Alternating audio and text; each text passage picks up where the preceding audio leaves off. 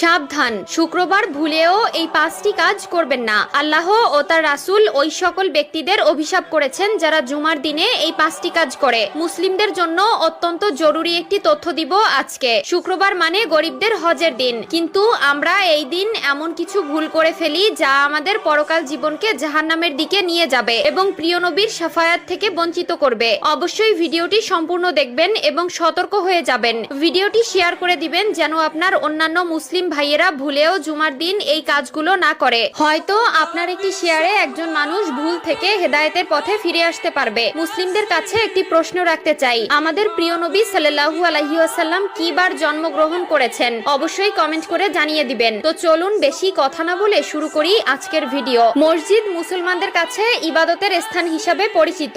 এরপরও আমরা মসজিদে এমন কিছু কাজ করে থাকি যা মসজিদের পবিত্রতা নষ্ট করে। তাই মসজিদের পবিত্রতা রক্ষার জন্য কোরআন হাদিসে নিষিদ্ধ বিষয়ের উপর লক্ষ্য রাখা উচিত। 1 নম্বরে কোনো নামাজি অন্য নামাজিকে উঠিয়ে দিয়ে বসা যাবে না। রুদ্দুল মুখতার 630। মসজিদের ভেতরে প্রতি ওয়াক্ত নামাজ একই স্থানে আদায় করার জন্য কোনো লোক নির্দিষ্ট জায়গা রাখতে পারবে না। 2 নম্বরে রয়েছে মসজিদে হারানো বস্তু তালাশ করা যাবে না, কারণ মসজিদে দ্বীনের কথা বা কাজ ব্যতীত অন্য কোনো